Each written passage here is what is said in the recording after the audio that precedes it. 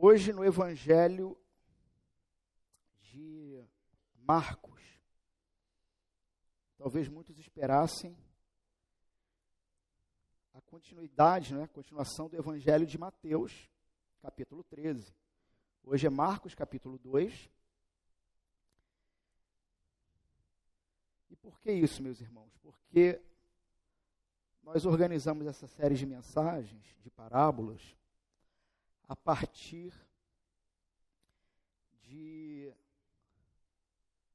da temática do reino que Cristo está instaurando, não é?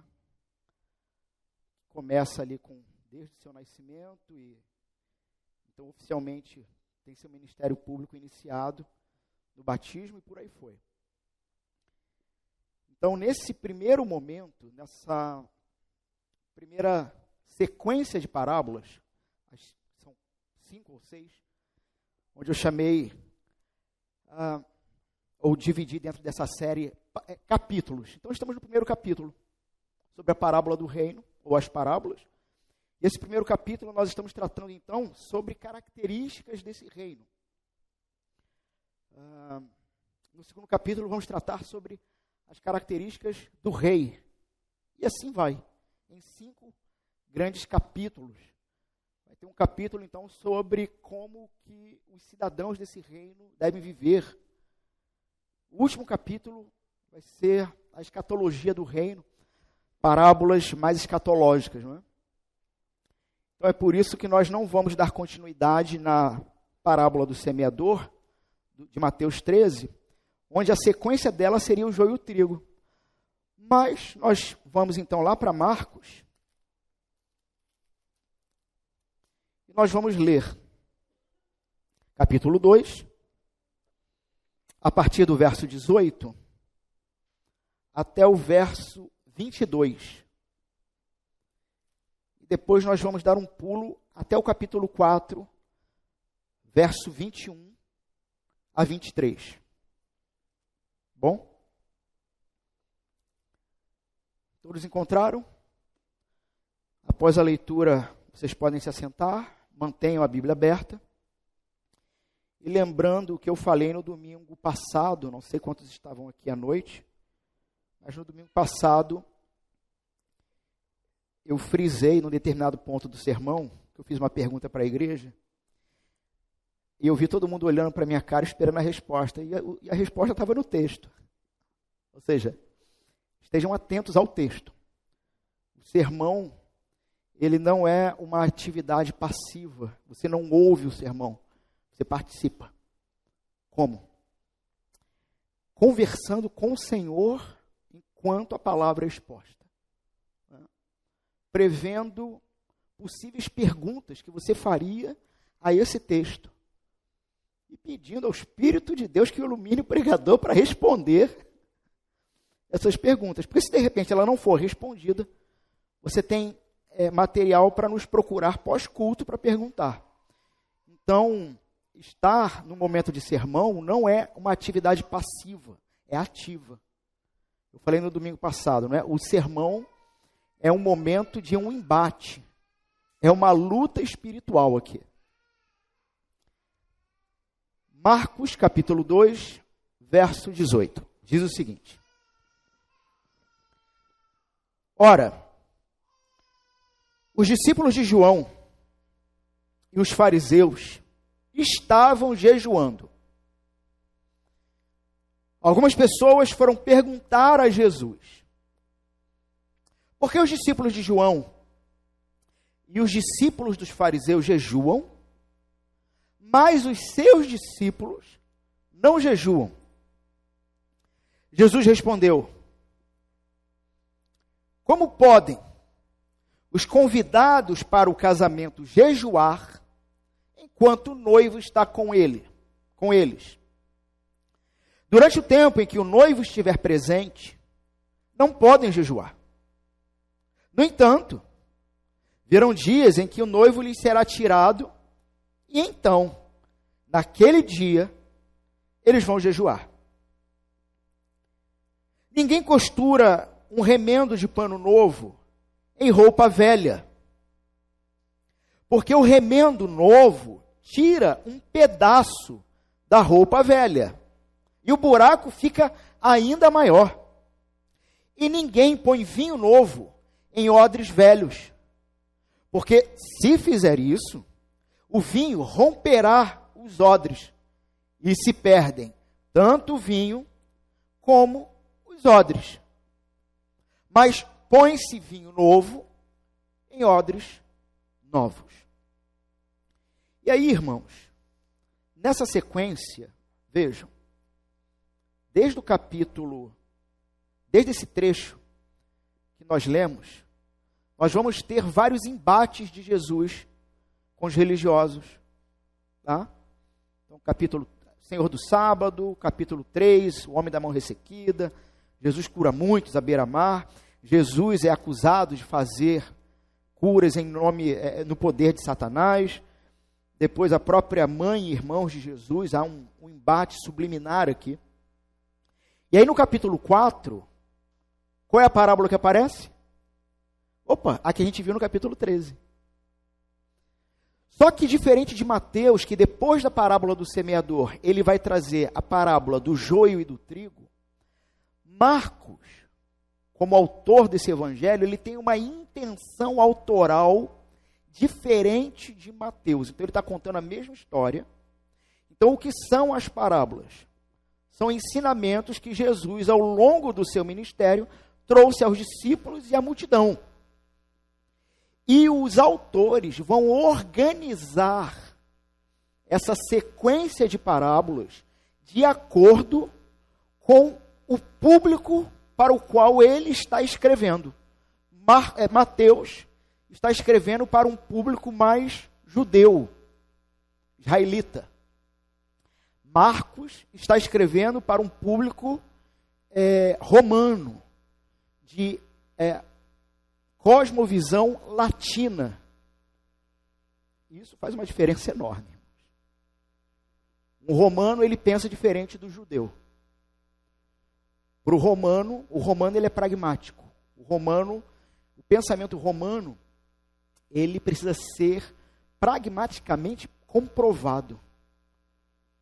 E não somente filosoficamente, como um pensamento grego, para o qual Lucas está escrevendo. Com a intenção autoral, então, de Marcos, ele vai terminar a parábola do semeador, para, na sequência, dizer o seguinte, no verso 21. Jesus também lhes disse: será que alguém traz uma lamparina para que seja colocada debaixo de um cesto ou da cama? Por acaso não a coloca num lugar em que ilumine bem? Porque não há nada oculto, senão para ser manifesto. E não há nada escondido, senão para ser revelado. Se alguém tem ouvidos para ouvir, ouça. E eu paro aqui. Embora ele já emende numa outra parábola aqui, essa frase, se alguém tem ouvidos para ouvir, ouça, tanto em Mateus quanto em Marcos, trata-se de uma ordem determinante para tudo o que está acontecendo. Se alguém tem ouvidos para ouvir nessa noite, ouça. Essa é a palavra do Senhor. Podem se assentar.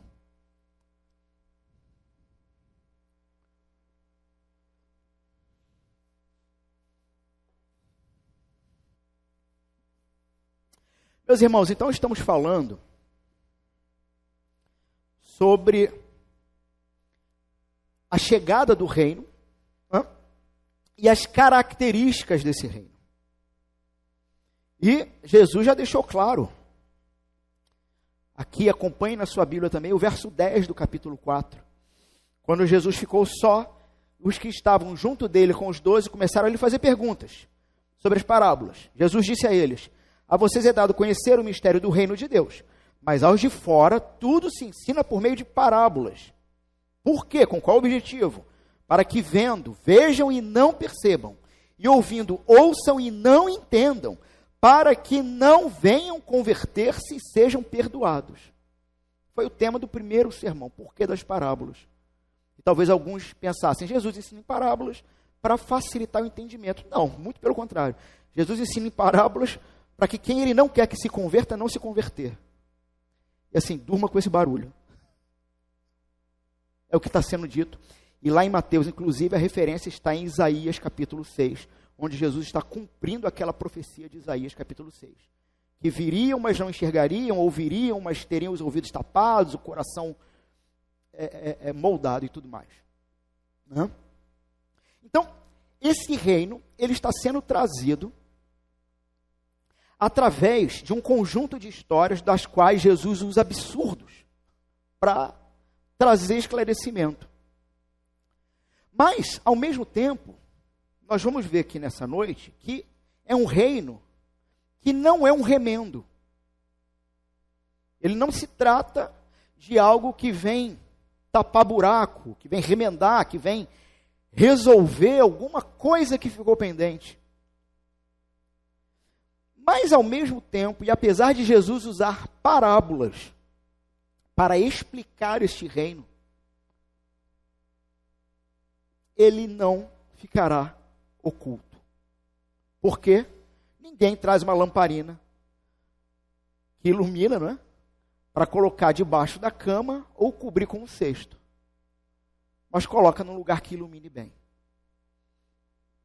E assim, então, Jesus ele está instaurando um reino com características muito próprias.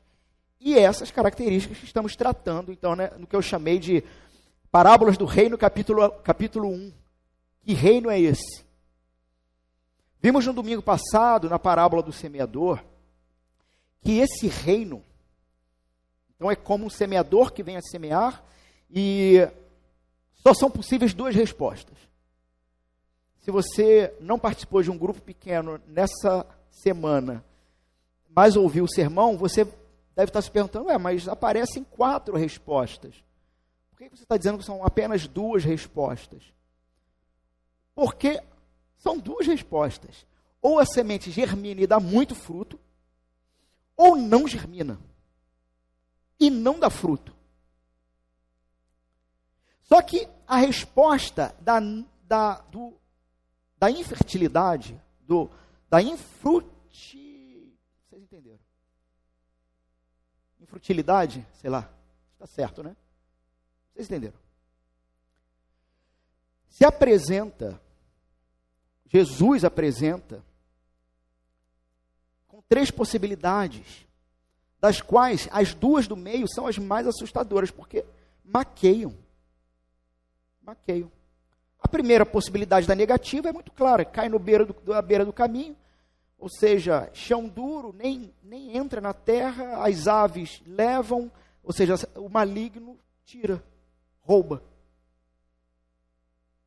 A segunda possibilidade, e aí começa a assustar,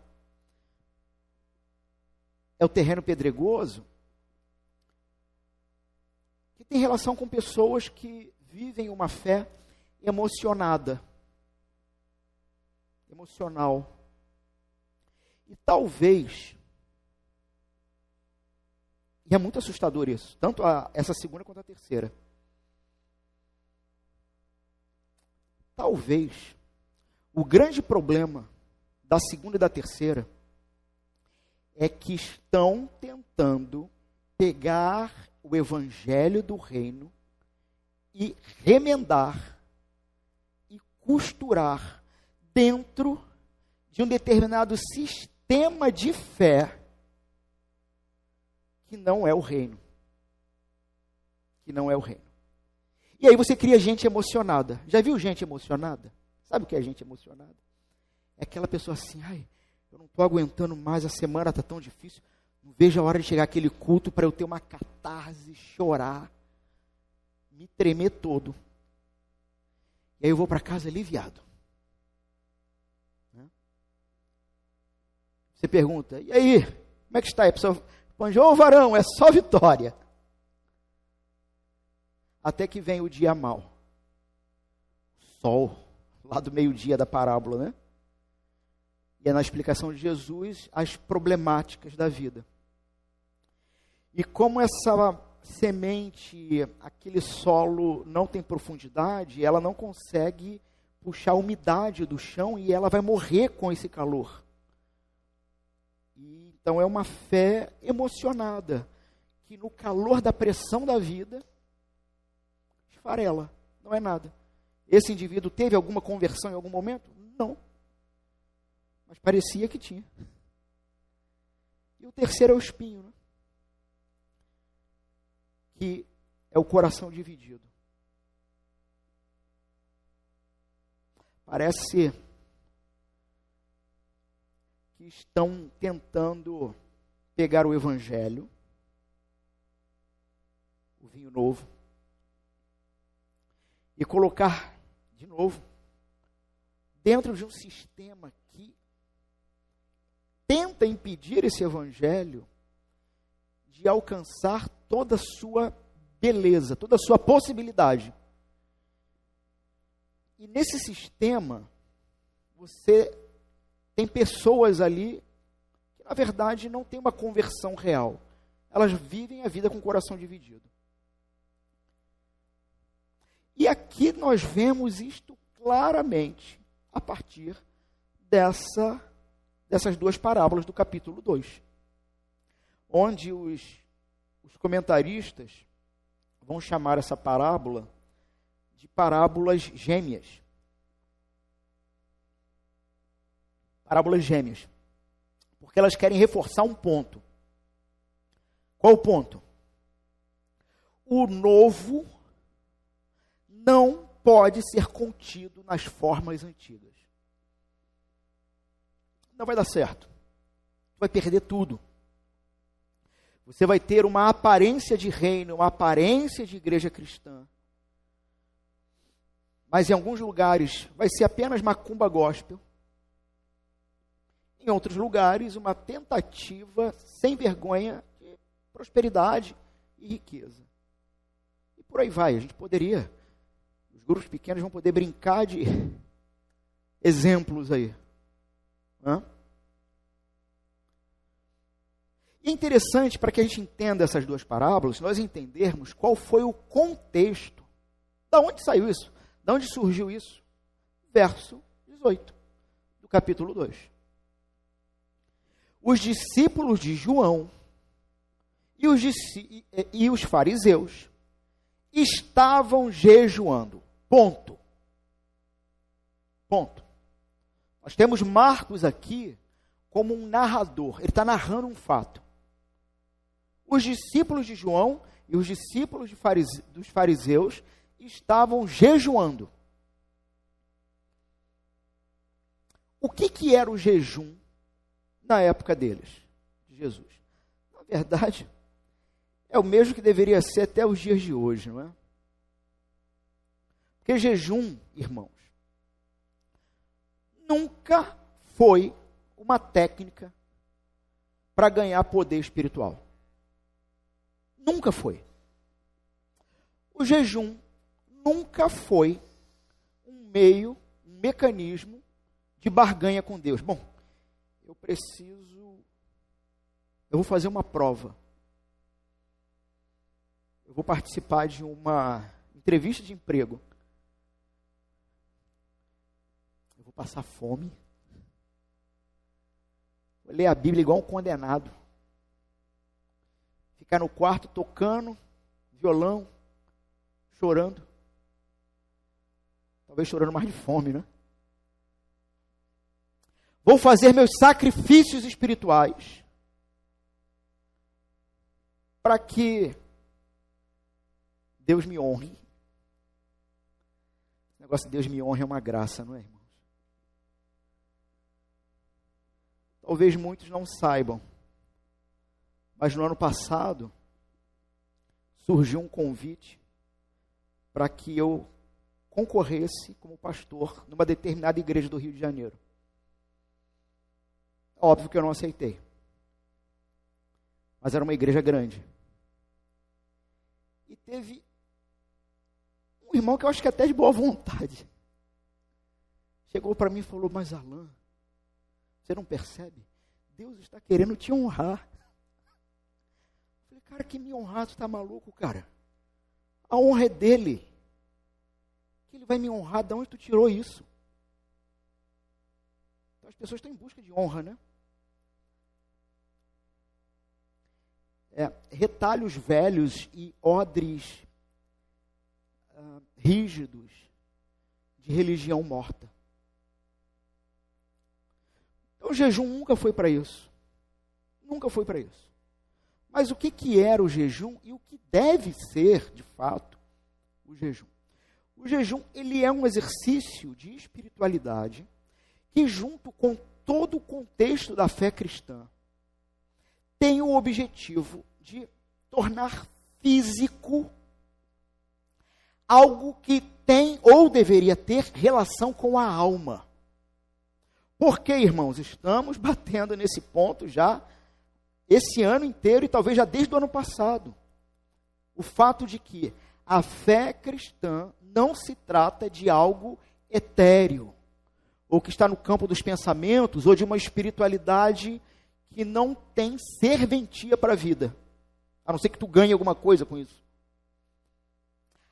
A fé cristã sempre botou o pé no chão.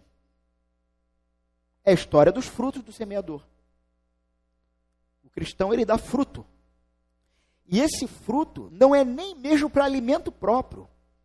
Frutifica para que outros comam, para que outros vivam.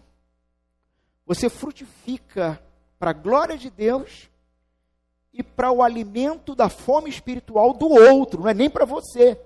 Porque você está se alimentando do seu irmão também, que também tem que estar frutificando. E assim a igreja vai vivendo. Então a fé cristã, ela sempre foi uma prática de pé no chão. E o exercício do jejum sempre teve, dentro da cosmovisão judaica e judaico-cristã, sempre teve esse objetivo de ser uma linguagem corporal de humildade diante de Deus. Então, ele era para isso. Ele também era usado no luto, no arrependimento, na oração, na solidariedade coletiva, jejuns coletivos. Irmãos, não é à toa, não fazemos isso sempre, mas de vez em quando fazemos. Não é à toa que nos momentos de contrição, muitas vezes, e creio que a maioria aqui já participou disso, nós pedimos que a igreja se coloque de joelhos. Porque se colocar de joelhos é exercício de espiritualidade, porque o que você tem que questionar é porque o seu coração está questionando se pôr de joelhos diante do Senhor Todo-Poderoso para confessar o seu pecado. Vocês estão entendendo isso? Percebe como faz todo sentido? Porque sempre tem aquele, não vou, para que colocar de joelhos? Que besteira, que bobagem. É óbvio, quem não tem condições físicas, né, saúde, não é disso que eu estou falando. Mas é de gente saudável que simplesmente diz, é uma bobagem. Talvez você é um exercício para sondagem de coração. Assim como o jejum e tantas outras práticas de disciplina espiritual. Então o jejum nunca teve a finalidade de alguma compensação. Né? Então, os discípulos de João e os fariseus estavam jejuando, praticavam esse jejum. Sabemos que era muito comum os fariseus fazerem isso, óbvio também que muitos faziam, para ganhar status mesmo, né? Para ganhar algum tipo de respeito do povo. Então, algumas pessoas foram perguntar a Jesus, por que os discípulos de João e os discípulos dos fariseus jejuam, mas os seus não? O Senhor diz que é um rabi, que é um mestre, é um judeu como nós aqui. Diz que promove, está trazendo um caminho até Deus. Mas esse exercício que precisa apontar humildade, arrependimento. Por que vocês não fazem? Irmãos, é interessante nós entendermos quem está fazendo essa pergunta. São os publicanos? São os pecadores? São as prostitutas? São os beberrões? Era aquela gente de má fama que Jesus andava perto? Não. São os religiosos. Nós temos aqui uma caracterização de uma religiosidade talvez muito mais comum e próxima do que a gente imagina. É aquela pergunta com ar de superioridade. Na minha igreja a gente faz isso e isso. Por que na sua não faz? Não sei se alguém já ouviu alguma coisa parecida. Olha, na minha igreja, vocês fazem um negócio aí estranho. É a pergunta do religioso, que tenta diminuir aqui Jesus e a sua companhia. E aí, irmão, Jesus poderia ter partido para essa discussão, não é? Falar sobre jejum, falar sobre quantas vezes deve jejuar, talvez dar uma lição ali, mas não. Ele é indagado por uma prática de arrependimento, de humilhação, de humildade e tudo mais. Só que Jesus, ele apresenta uma outra resposta. Olha, você vem me falar sobre contrição. Pois é, cara, mas eu vou te falar sobre uma festa. Eu vou te falar sobre um casamento. Isso aqui em si, inclusive, para alguns estudiosos, poderia ser considerado uma parábola. Só isso aqui, do noivo. Eu vou te falar sobre uma festa. Como podem os convidados para o casamento jejuar, ou seja, estarem contritos, enquanto o noivo está com eles? Durante o tempo em que o noivo estiver presente, não podem jejuar. Então, irmãos, Jesus não está proibindo o jejum para a gente. Ele está dizendo naquele contexto, eu estou aqui presente, a minha pessoa. Eu sou o próprio noivo. Nós estamos aqui, para usar aqui a metáfora, e eu espero não extrapolar a própria Bíblia, mas nós estamos aqui preparando a festa do casamento. Vai haver uma boda ainda, perfeita, a descida do Cordeiro. Então, eu estou aqui começando a arrumar aqui o salão de festa. Mas eu estou aqui. Eu estou aqui. Enquanto eu estiver aqui, os meus, naquele contexto lá, não irão jejuar. É interessante, né? Como que Jesus, ele não está preocupado. Eu acho fantástico, meus irmãos, a capacidade livre de Jesus dizer não. Que às vezes me falta. Talvez falte para alguns também. Uma liberdade de não se importar com comprometimentos. E dizer não. Você veio me indagar, talvez querendo que a sua prática religiosa, ou o seu entendimento do que quer que isso signifique.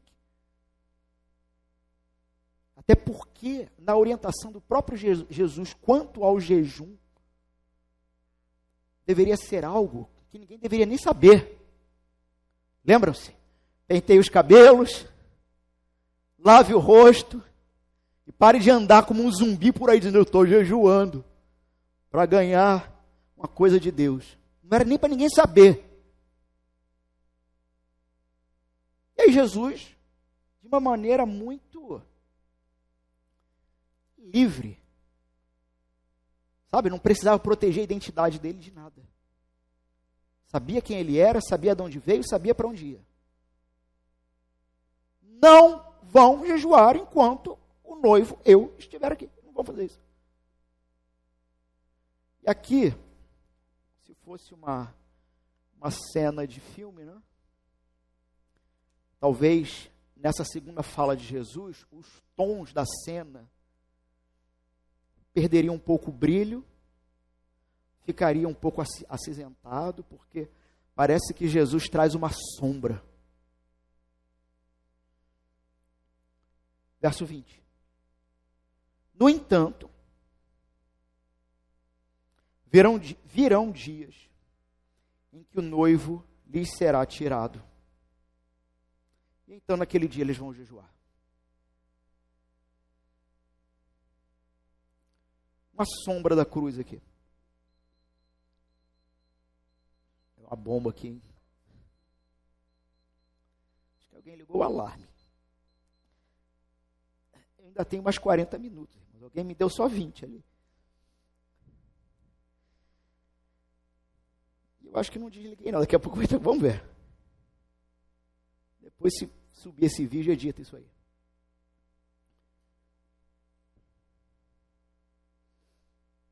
Então vai haver um momento para isso. O noivo vai ser tirado.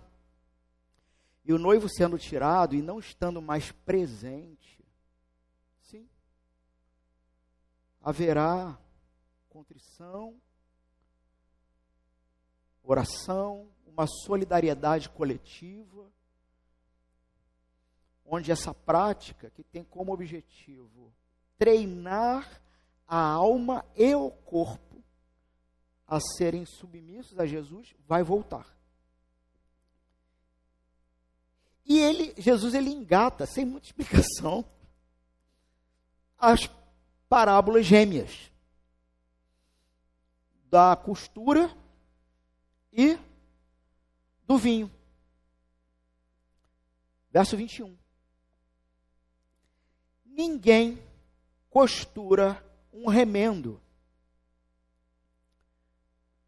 Ninguém costura um remendo de pano novo em roupa velha. Por que isso? Porque o remendo novo tira um pedaço da roupa velha e o buraco fica ainda maior. O que ele está falando, meus irmãos? Talvez muitos pensassem assim nessa parábola. Bom, a primeira parte eu entendi. Ninguém costura um remendo de pano novo numa roupa velha. Por quê? Vai ficar igual a roupa do Chaves. Aquele negócio feio, vai ficar feio. Será que é por isso que Jesus está falando? E aí Jesus completa, porque o remendo novo tira um pedaço da roupa velha. Como assim? Em que sentido? E o buraco fica maior, meus irmãos.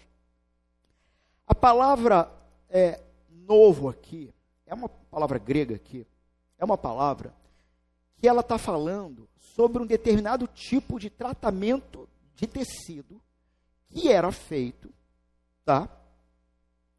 Especificamente, inclusive, para pôr para uso. Então, era um tratamento que se fazia no material têxtil. Um tratamento que evitava... Então, não é novo... Alguém até me ajudou de manhã com o termo.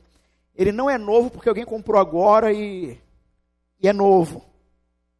Ele é novo no sentido de que ele não passou pelo processo necessário para ser, de fato, utilizado. E que processo era esse? Era um determinado processo que evitava que, uma vez que esse tecido fosse lavado, ele encolhesse.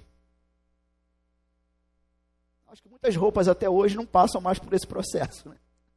Algumas você lava e ele encolhe.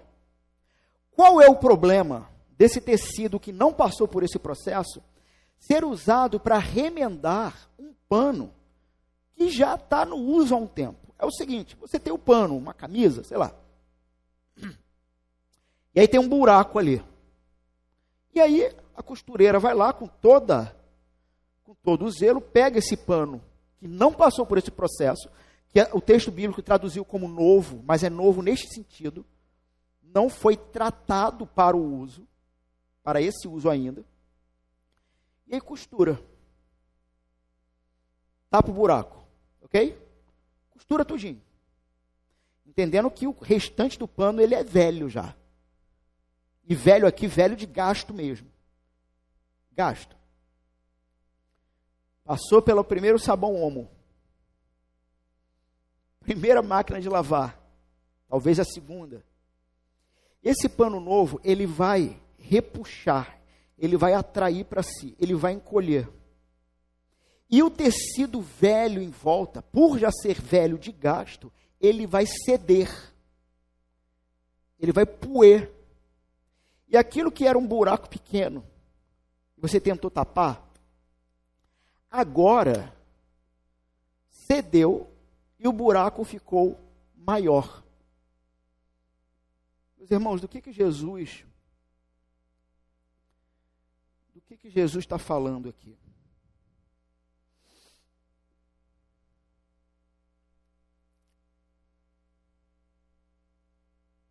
Jesus está falando,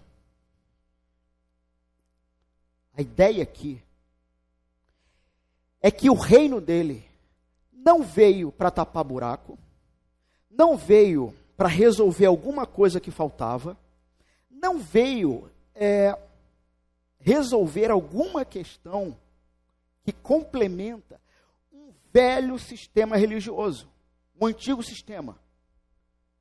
Jesus está confrontando então isso aqui. O novo, do qual Jesus está propondo e trazendo, na verdade, não é uma mera atualização do velho. Mas Jesus está trazendo algo completamente diferente, que se você tentar pegar o que vem dele e pegar o que vem de padrões religiosos antigos, não vai funcionar. Na verdade, Jesus está apontando para uma característica do reino, essa ideia que ele encolhe, repuxa e acaba abrindo mais o buraco, uma característica em que ele tem uma força de atrair tudo para si. E se tudo não for ele, não vai sobrar nada. E aí, Jesus apresenta a segunda parábola. Meio que querendo dizer a mesma coisa, tá? Verso 22. E ninguém põe vinho novo, e aí o novo aqui no grego, irmãos, aplicado para o vinho, não é o mesmo novo aplicado para o pano. O novo aqui, para vinho, é uma ideia de um mosto, sabe? Uma uva recém-prensada, que tem frescor. Ninguém põe vinho novo em odres velhos. O que são os odres? Uma espécie de cantil feito de couro, em sua maioria couro de carneiro, de cabra, né? Selado por dentro, enfim. Ninguém põe o vinho novo em odres velhos. Por quê? Porque esse vinho novo, se ele for colocado num odre velho, esse odre velho, esse couro de animal, por ser velho, de muito tempo de uso, ele perdeu toda a sua elasticidade, ele perdeu toda a sua capacidade de expansão, ele se tornou rígido em si mesmo. Quando esse vinho novo é colocado lá dentro e fechado, irmãos, e aí nós temos uma coisa bem interessante, que a ideia, apesar de serem parábolas gêmeas, a ideia do pano é uma ideia de uma ação do qual o pano sofre, mas o pano em si não fez nada. Algo veio sobre, uma lavagem, né? E aquilo desmontou tudo. O vinho não, ele tem uma questão mais orgânica aqui. Ele vai começar a fermentar, vai começar a produzir gás lá dentro. Ele vai começar a pressionar. E o odre velho, porque está aqui, verso 22. Se fizer isto, o vinho romperá os odres e se perde tanto o vinho como o odre. Ou seja, então o odre rígido, né? Perdeu a elasticidade, já antigo, ele não vai suportar, ele vai estourar.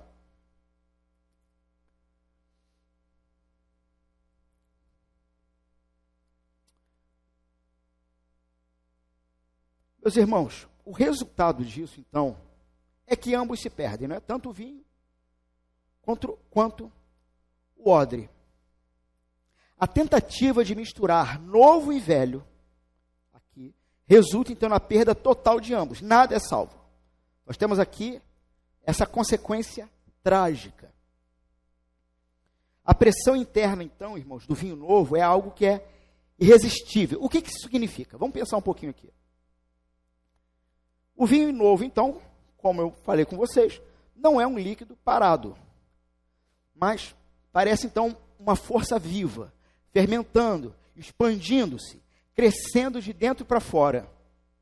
Esse odre velho, por mais que tenha sido útil no passado, ele já não tem essa elasticidade. Com o seu uso, ele já foi esticado até o limite. Quando o vinho novo é despejado ali dentro, irmãos, não há negociação possível. Ou o odre aprende a se expandir ou rompe. Jesus está nos dizendo algo tanto sobre o próprio reino dele, que não cabe mais dentro de nenhum sistema religioso, nem fora de Israel, e dentro da própria Israel, onde algumas coisas em Cristo já se engessaram e vão ser deixadas de lado. Por exemplo, sistema sacrificial.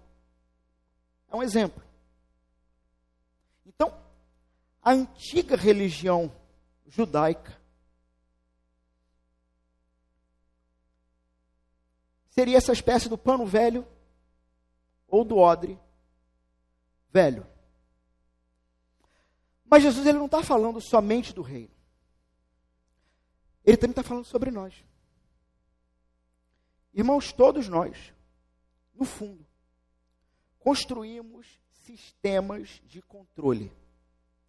Criamos estruturas religiosas, emocionais, morais, para administrar a vida, para nos sentirmos seguros, para achar que nós temos, então, domínio. E o problema é que esses sistemas são odres velhos, rígidos, endurecidos, incapazes de conter o que Deus está fazendo. E, meus irmãos, quando o reino de Deus chega em Jesus, ele não chega, sabe, como uma reforma, como um talho, como algo que eu posso pegar e acoplar a uma velha maneira que eu tinha de viver.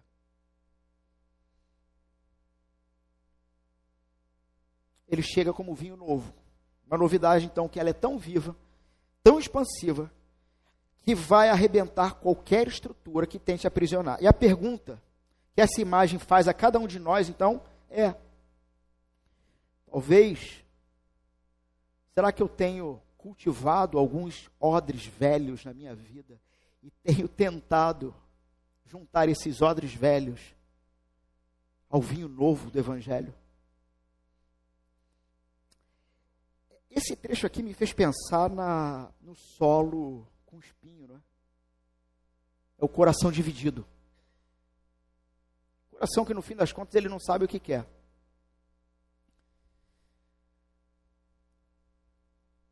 Então, veja o que isso revela sobre o coração humano. Nossa autossuficiência é um odre velho. Nós dizemos: eu consigo administrar sozinho, eu dou conta da minha moralidade, eu dou conta da minha religião, eu dou conta da minha vida. Então, o vinho novo, a graça, o perdão, a presença de Cristo é despejado dentro de nós. E, meus irmãos, não cabe. Não cabe.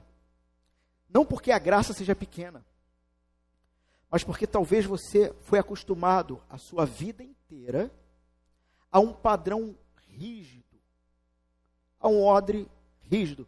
Pela manhã, eu comentei sobre uma família que fizemos discipulado recente e que estão ainda conhecendo a Cristo, parte dessa família. E num determinado momento, um dos membros da família perguntou assim para mim: pastor, na sua igreja ela proíbe o quê? Olhando assim para ela, eu fiquei tentando pensar rápido assim: como assim proíbe pecado? Não sei o que. Como assim, meu irmão? Não, porque na igreja A não pode usar calça. Na igreja B não pode cortar o cabelo. Na igreja C não pode ir à praia. Na igreja D não pode sei lá o quê. E por aí foi, me deu uns exemplos. Não pode ir no cinema. Sei lá. E eu tive que desfazer todo um sistema de pensamento religioso para levar ela a compreender que pecado não é, num primeiro momento, algo que se faz. Mas o pecado se encontra numa fonte interior, que é o coração, que cultiva desejos que nascem de desamor a Deus e ao outro. E uma hora essa fonte no coração estoura, como uma represa, extravasa e se torna um pecado visível. Então assim, minha irmã, eu não vou entrar no problema, se usar calça, se pintar cabelo, não vou entrar nesse problema. Eu tenho que te levar a perceber que o problema do ser humano é muito anterior e interior. Mas a grande questão é que então eu precisava pegar esse pano velho dela, de um entendimento de relação com Deus através de uma religião de obras, e rasgar de vez. E propor jogar esse vinho do Evangelho nela, para que aquilo que ainda é rígido nela exploda. E veja, essa é a proposta brutal e violenta do Evangelho. Nos explodir, nos matar, acabar com o velho homem, fazer novo. E é Jesus dizendo, não vai caber no velho, no antigo, no rígido, no ultrapassado, não vai caber. E talvez a pergunta que surgiria seria, Jesus, então como é que faz? Jesus então dá uma ordem no final da parábola. Mas põe-se vinho novo em odres novos. Se a parábola então tem essa relação com as práticas religiosas farisaicas, não é? Que são feitas para algum tipo de ganho, ou qualquer coisa parecida. Se essa parábola tem relação com isso, e Jesus está dizendo, olha, isso não vai caber aqui. O que eu estou trazendo, o que eu estou semeando, o que eu estou instaurando, é uma coisa completamente nova. Sabe aquele texto? Nem olhos viram, nem ouvidos ouviram, o que o Senhor preparou. Até tem uma música aí, né? Só tem um problema. O pessoal acha que é um texto escatológico, e não é. É um texto dizendo o seguinte, e nenhum rei ou sábio nunca poderia imaginar o que Deus preparou. E o próprio texto lá vai dizer, o que é que Deus preparou? Cristo. Não é um texto escatológico.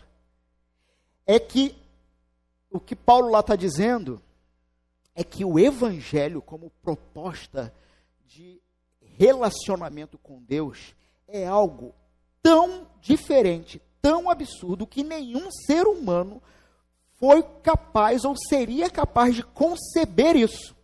Veio de Deus. Veio de Deus. Não é possível ser feito por mãos humanas. E Jesus está dizendo, o vinho novo está aqui. O pano novo está aqui. O que vocês não sacaram é que vocês precisam, de uma vez por todas, rasgar as suas vestes de justiça pessoal e assumirem as novas vestes celestiais, brancas, alvo como a neve. Revestivos do Cordeiro. Rasguem as folhas de figueira. Falei figueira, nem sei se foi figueira. Está lá em Gênesis. Me veio aqui figueira. Mas rasguem as roupas de folhas que vocês construíram. Vistam-se da pele daquele que foi sacrificado. Porque esse está trazendo uma coisa que nenhum ser humano podia imaginar. Como isso é possível? Se coloca vinho novo em odres novos. Irmãos, me parece então que há uma necessidade de fabricar odres novos. Porque o vinho novo já está aqui. Cristo já está aqui. Cristo já está semeando a sua palavra. E nessa parábola, o que Jesus está dizendo é que esse reino, então, ele não veio remendar nada, nem complementar nada. Mas ele veio com a proposta de trazer todo um novo ecossistema para ele. Só que, meus irmãos,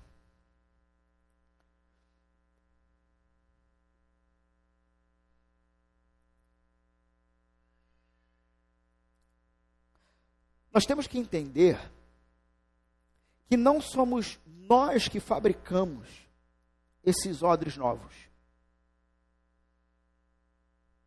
Nós recebemos esses odres novos. O mesmo Deus, então, que derrama o vinho novo, é quem faz odres novos. Essa nova vida não depende da sua capacidade de se consertar.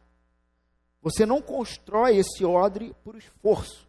Você recebe ele por Cristo. E Cristo, então, é esse odre novo por excelência. Então, antes de você precisar, meus irmãos, antes de precisarmos de um odre novo, na verdade, alguém precisou ser um. Alguém precisou assumir o nosso lugar. Nós éramos esses odres rígidos.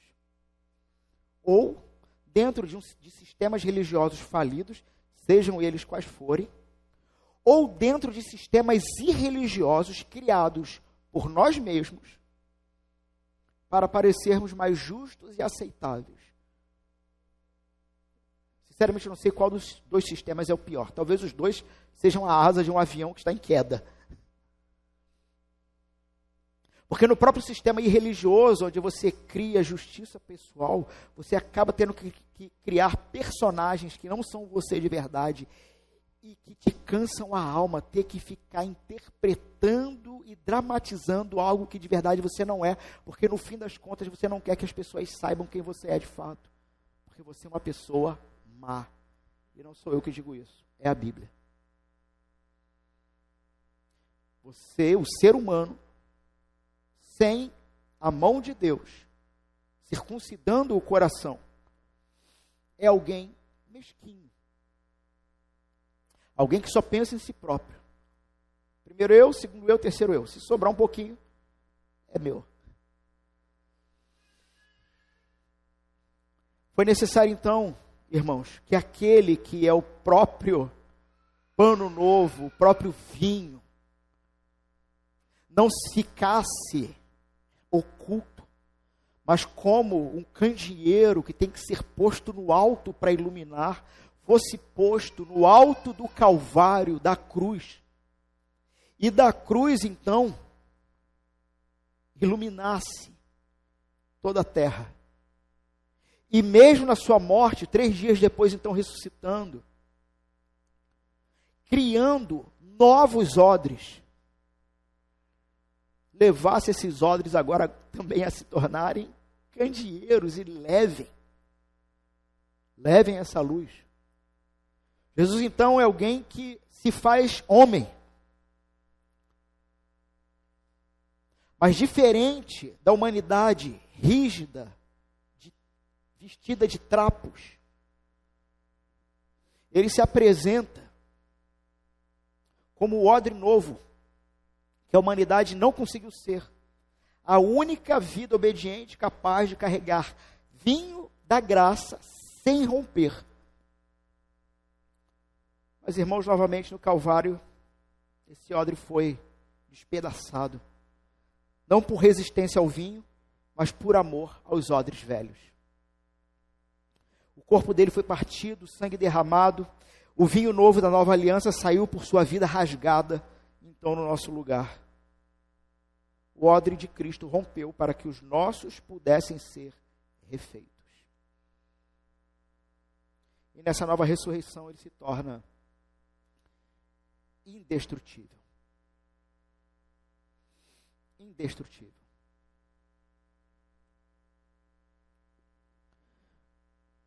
Meus irmãos, há um brilhantismo retórico de Jesus aqui. E ele vai residir na dualidade da física que ele usa. Jesus ataca a tentativa de domesticação do reino. Tentamos domesticar o reino. E ele ataca por duas frentes. Se você o vê como uma regra externa, o tecido, o reino, ele se contrai e rasga as suas tradições. Se você o vê como uma experiência interna, um vinho, ele expande e explode suas estruturas. O evangelho não veio para reformar, então, o judaísmo farisaico, nem para ser absorvido por ele. Ele exige algo inteiramente próprio.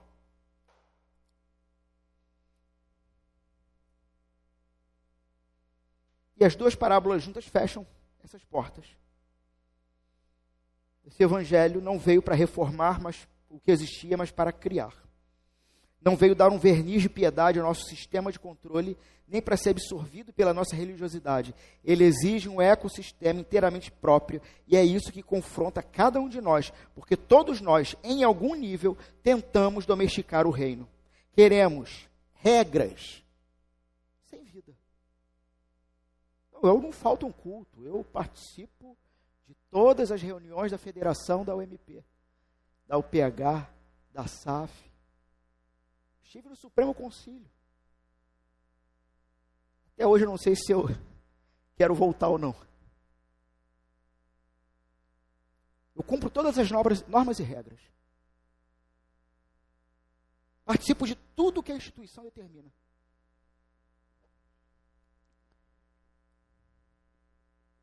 Eu só não garanto que eu tenha vida nesse processo. E me parece que algo me diz que regras sem vida é uma espécie de cumprimento do que Jesus disse, né? Até o pouquinho que você tinha parece que vai ser retirado completamente. Porque são apenas práticas de regras. Eu entrego o dízimo, participo da ceia, eu não falta um culto. Mas de segunda a sábado, quem sabe da minha vida sou eu. Queremos a regra sem a vida. Ou outros querem a experiência. Preciso falar em línguas. O cara fala em línguas dos anjos. Só não sabe falar a língua da esposa, do marido, dos filhos. Eu quero sentir, eu quero ter uma catarse. Eu quero estar num ambiente em que eu seja profundamente, emocionalmente impactado.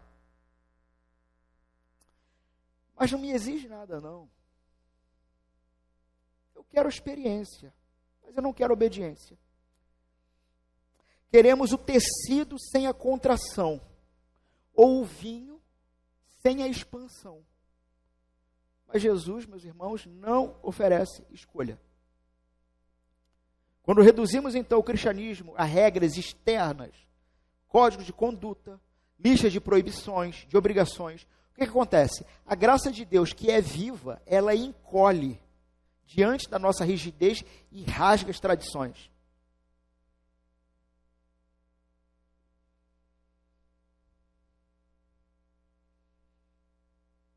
A turma que está discutindo cessacionismo ou continuacionismo. Mas nenhum dos dois ora. Nenhum dos dois tem vida com Deus. É o cara que está discutindo calvinismo e arminianismo. Mas nenhum dos dois tem de fato prática de piedade e misericórdia com ninguém.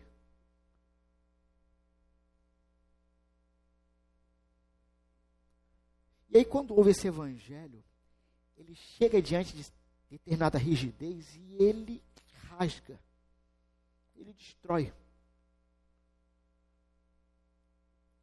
Nós construímos um sistema e o reino despedaça, porque ele não cabe num conjunto de regras que podemos controlar. A religião de desempenho é um tecido velho e a novidade de Cristo não se costura nele. Mas há também o outro extremo, irmãos, talvez mais sutil na nossa época, reduzir o cristianismo a uma experiência interna, um sentimento, uma emoção, uma vivência subjetiva que não transforma a vida. E aí, o vinho novo fermenta dentro de nós, expande, estoura as estruturas que nós tentamos manter de pé. Porque a presença de Cristo não é apenas arrepio emocional, mas se trata de uma força que remodela desejos, relacionamentos, prioridades. Não cabe numa espiritualidade que quer sentir sem obedecer.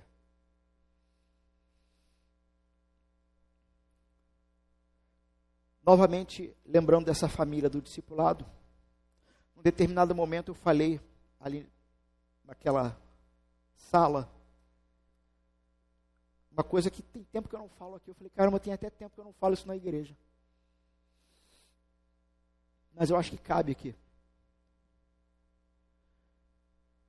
Que esse reino e esse evangelho apresentam um Deus que nunca vai te obrigar a fazer nada.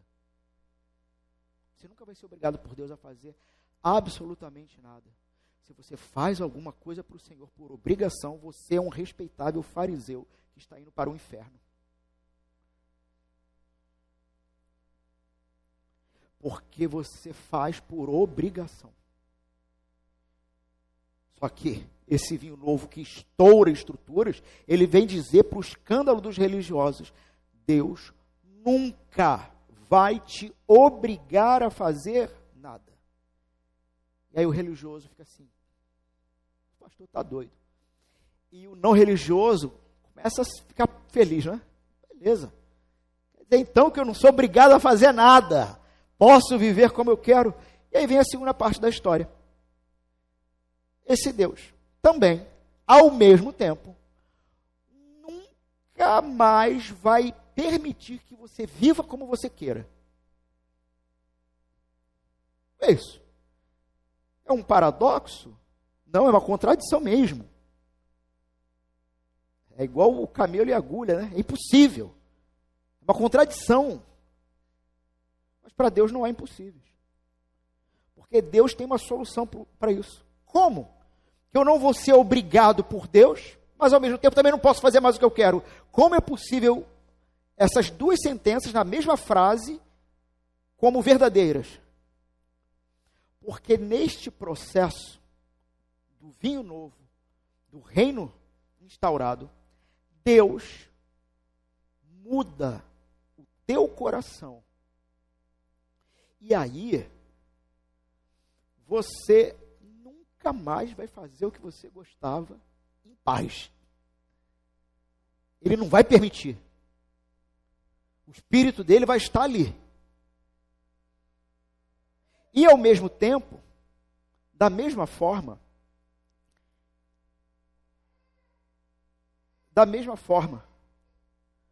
tudo que você fizer nunca vai ser obrigado.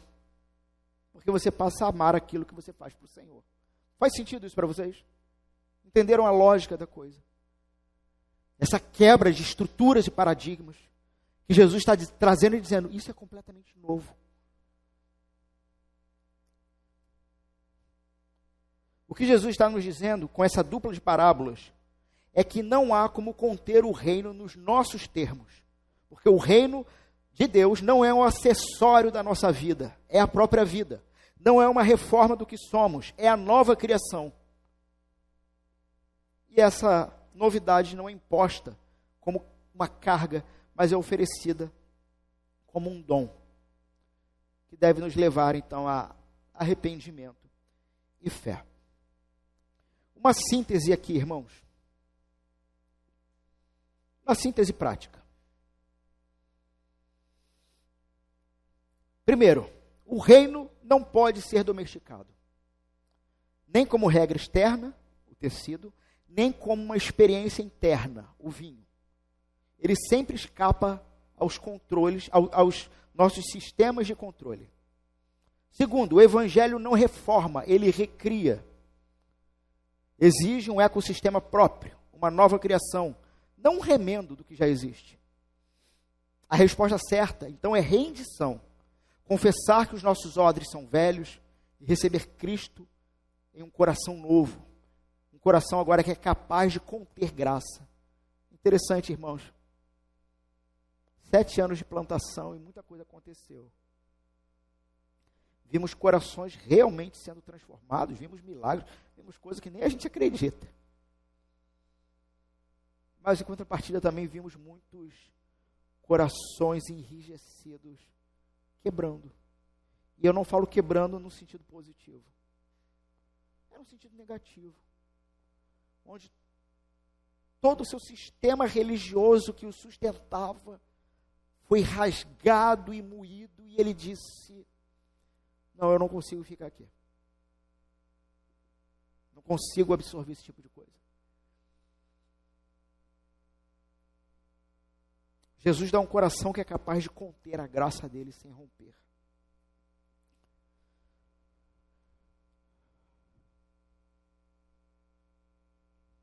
Portanto,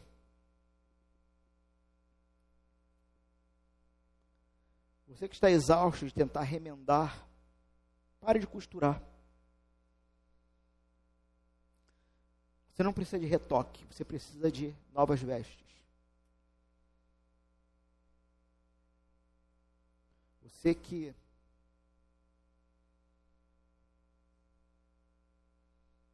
talvez está na igreja há muito tempo e tem se tornado um defensor muito mais do sistema do que do próprio evangelho, não é uma reforma que você deve defender, mas uma completa novidade do evangelho. E aquele que não conhece a Cristo, o que Jesus oferece hoje não é mais uma religião para currículo espiritual, mas é uma vida nova. E uma vida que não te custa nada, porque já custou absolutamente tudo a Ele.